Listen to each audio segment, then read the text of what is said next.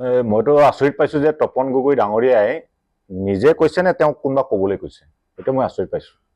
তেওঁতো নিমাতী কইনা আছিল। আমি তেখেতৰ কেইবাবছৰীয়া ৰাজনৈতিক ইতিহাস দেখিছোঁ। ছাত্ৰ সন্থাত 12 বছৰ আছিল, যোনে নিজৰ ক্ষমতাৰ কাৰণে 12 বছৰ অধিৱেশন নপতাকৈ আছিল। কাক তেল মাৰি টিকেটটো পাম, কাক ওচৰত আত্মসমৰ্পণ কৰিলে টিকেটটো পাম, কাৰ ওচৰত গ'লে তৈলমৰ্দন কৰিলে টিকেটটো পাম, তেনেকুৱা চিন্তাধাৰা ব্যক্তিৰ আজি যি ধৰণৰ আমাক উদ্দেশ্য কৰি কথা কৈছে, মইতো আচৰিত পাইছোঁ।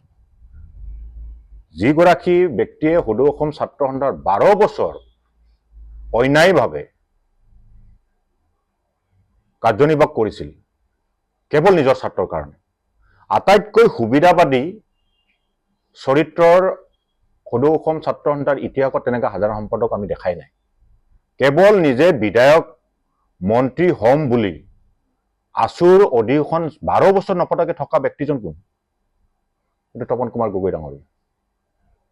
আৰু তেওঁ আজি বিজেপিত আছে বেলেগ কথা, তেওঁ নিজৰ টিকেটটোৰ কাৰণে, নিজৰ ক্ষমতাৰ কাৰণে, নিজৰ বিধায়ক হোৱা সপোন, মন্ত্ৰী হোৱাৰ সপোনৰ কাৰণে কেতিয়াবাই কংগ্ৰেছো কৰিবলগীয়া আছে।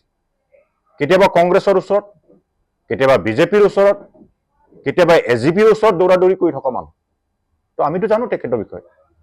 গতিকে তেওঁ 2 বছৰ মন্ত্ৰী হৈ থাকোঁতে কি কি কৰিছে আমি দেখিলোঁ নহয়।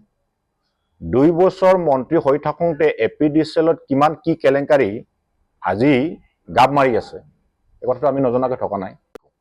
গতিকে মই তেখেতক, যদি আমাৰ সন্মান আছে তেখেতৰ প্ৰতি, গতিকে তেখেতে কোনোবা কৈ দিয়া লগেই ধূমকেতুৰ নিচিনা নিমাতী কইনাৰ পৰা আমাক সমালোচনা কৰিবৰ কাৰণে কোনো দৃষ্টতা নাই বুলি মই ভাবোঁ।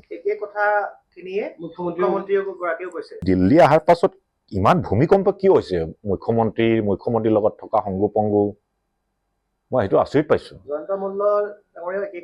বাকী তেওঁলোকৰ কথাটোৱে, তেওঁলোক গৰু চোৰৰ কেলেংকাৰী শেষ হোৱা নাই। আজি অপহৰণ কৰিব লাগে, গৰু চোৰৰ লিপ্ত, গৰু চোৰৰ কোনো তদন্তই হোৱা নাই, গৰু চোৰৰ এগৰাকী কিবা এটা কথা ক'ব, এইটোতো আমি কেতিয়াও নুশুনো। কিন্তু মুখ্যমন্ত্ৰী ডাঙৰীয়া ইমান জ্বৰ উঠিছে কিয়?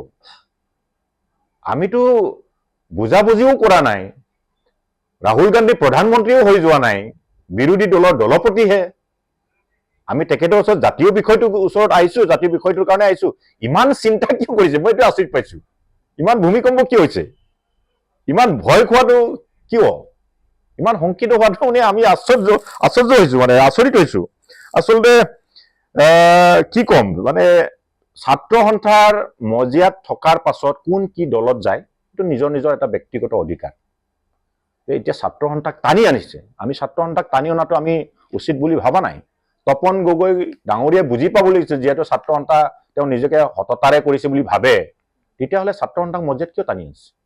হিমন্ত বিশ্ব শৰ্মা ডাঙৰীয়া বাইদেউ বহিষ্কৃত, তেওঁ যি টি ক'ব, তেওঁ আজি কিবা এটা ক'ব, কালি কিবা এটা, এইটো তেওঁৰ মূল্য নাই। কিন্তু তপন কুমাৰ গগৈৰ দৰে ব্যক্তিয়ে ছাত্ৰ সন্থাৰ সাধাৰণ সম্পাদক হৈ যোৱা ব্যক্তিয়ে ছাত্ৰ সন্থাক টানি আনি মাজত সোমাই দিছে, এইটো আটাইতকৈ দুৰ্ভাগ্যজনক, আটাইতকৈ আমি মানে লাজ পাইছোঁ যে এগৰাকী সাধাৰণ সম্পাদক কাৰ্যনিৰ্বাহ কৰি যোৱা ব্যক্তিজন, এগৰাকী সাধাৰণ সম্পাদকে ৰাজনৈতিক যাত্ৰাত তেওঁ ইমান হিংসা, ইমান চিন্তিত, ইমান ভয়, ইমান বেয়া কিয় পাইছে?